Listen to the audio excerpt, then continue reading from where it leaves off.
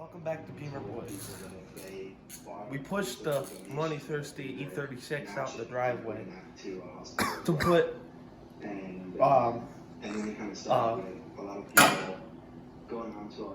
CV axles, constant velocity axles, and tie rod ends on 2002 BMW X5.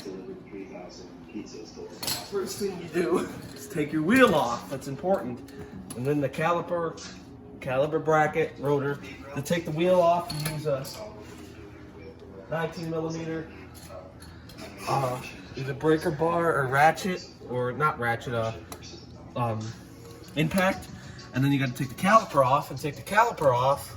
The actual caliper, you need a T45 Torx bit. What happened to what? What did you do? I moved it. Come on now. That's going on the channel. I'm not deleting this. I'm not starting over.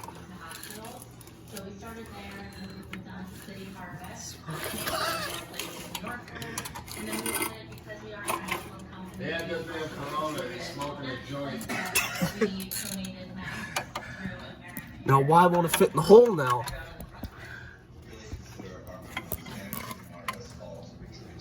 Is there a bolt on this one?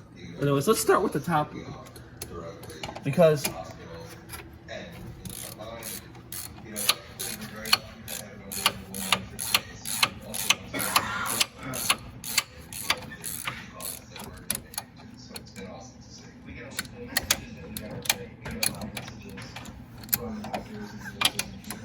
God, nobody's gonna take this seriously.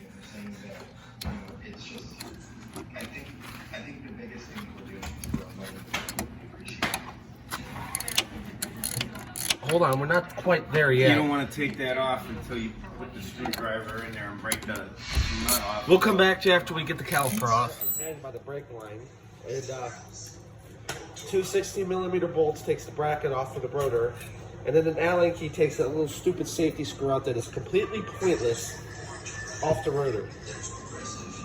And you pull the rotor off. And you right back with the next part. This is for the driver's side. We're also doing tie rod ends on both sides. Whether we get both done tonight or not, I don't know. But to take the tie rod off, there is, what is it, 22? Where is it? Where was that bolt go? Oh, right here. It's a 22 millimeter to take this nut off that goes right here for the tie rod. And there's a 16. There's a 16 on the actual end of the bolt that goes through the subframe. There's a 16. No, I didn't. This is the tie rod.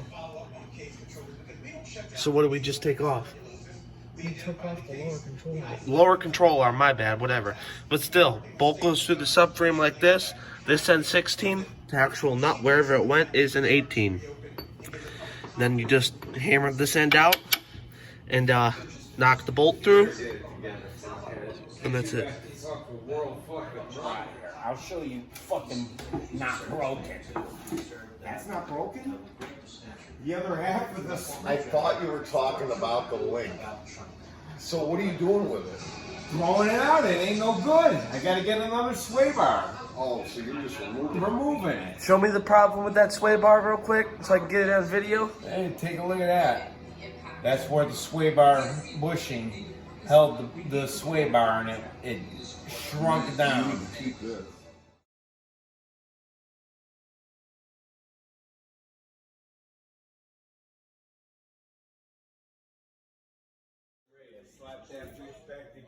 There's two bolts.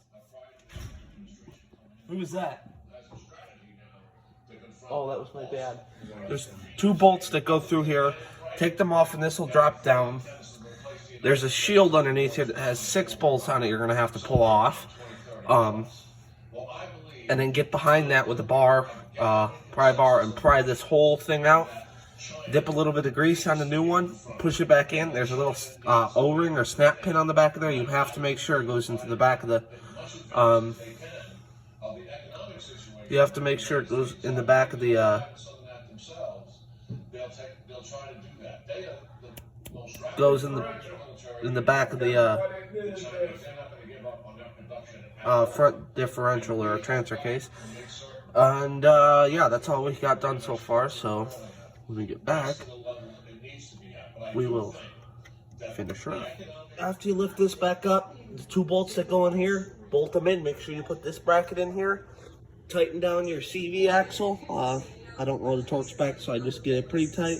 And then put the 2 notches in here to hold it in. Put the rotor back on. Put this little pin, safety screw back in here to hold the rotor on.